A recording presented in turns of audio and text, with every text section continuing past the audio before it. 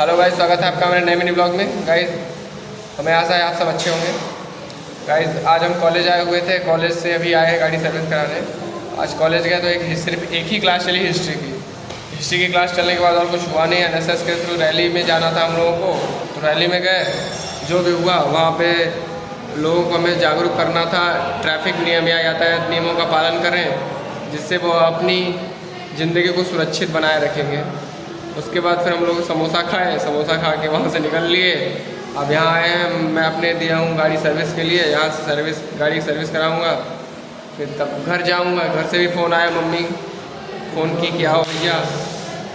और ये हमारे ठाकुर साहब देख रहे हैं ना, और वो हमारे मिश्रा जी हैं। आप थोड़ा उनका आप सपोर्ट करिए कि वो थोड़ा ज़्यादा ही उनके पास दुख है, तो थोड़ा आप उनका ध्यान दीजिएगा। उनको आप ध्यान नहीं दे रहे हैं। मैं उनकी आईडी नीचे मेंशन कर दूंगा, उनके मतलब उनका जो भी है इंस्टाग्राम, फेसबुक और ट्विटर, और वो क्या है एक इंस्टाग्राम का थ्रेड, ऐसे ही कुछ मतलब 5-7 ऐप है उनका। पूरा सोशल मीडिया कुल मिला कह सकता हूँ।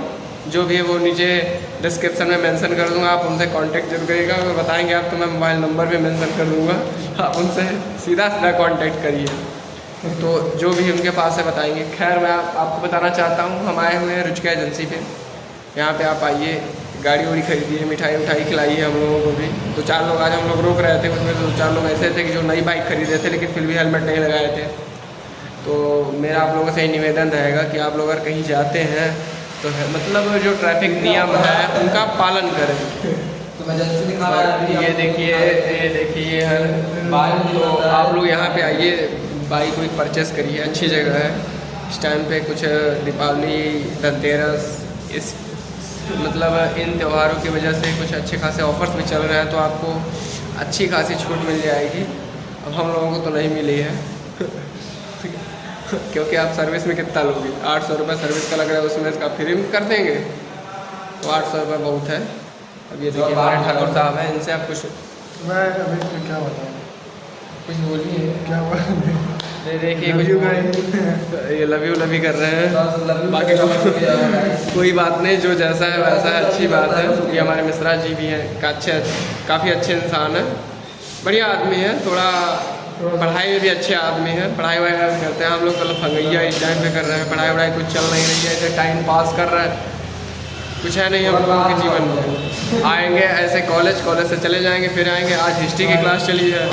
अब मैं उमेश मिश्रा जी से चाहूँगा कि आज हिस्ट्री के क्लास में क्या चली है वो हमारे जो भी सब्सक्राइबर्स हैं, दर्शक हैं, उनको बताएं कि हिस्ट्री की क्लास में हमारी चली क्या है। यार मेरा सब्जेक्ट नहीं था गाइस, चलिए अब मिश्रा जी का जवाब मिलता हुआ कि उनका हिस्ट्री सब्जेक्ट ही नहीं है, फिर भी वो क्लास किए हैं। मैं उनका दिल से शुक्रगुजार करूंगा, क्योंकि बहुत अच्छी बात है कि अब उनका सब्जेक्ट ना होते हुए भी उन्होंने क्लास किया।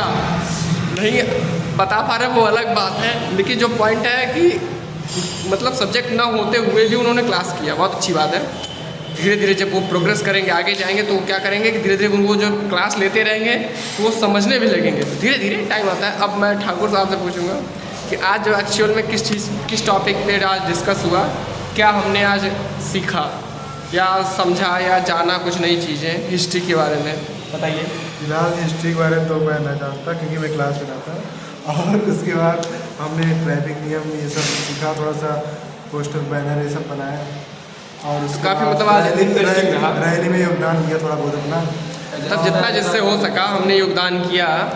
और हाँ, आज मैं आपको बता दूँ, स्थायी बंदोबस्त के बारे में पढ़ाया गया था। भू राजस्व जो हमारे अंग्रेज आए हुए थे वही जो एक नियमित रूप से टैक्स वसूलते दोस्तों पहले मतलब जो बंदोबस्त एक निश्चित मात्रा तय हो जाती थी, मतलब फिक्स हो जाता था कि हमें इतना टैक्स देना है गवर्नमेंट को, जो पहले सरकार थी उस टाइम तो हमें इतना पता नहीं है।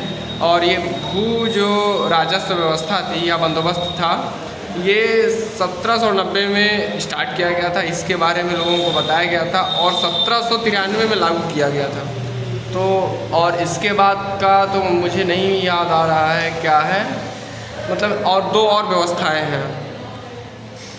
भू राजस्व की 2 और व्यवस्थाएं, एक स्थायी बंदोबस्त है और 2 और व्यवस्थाएं हैं, उनका मुझे अच्छे से आइडिया नहीं है।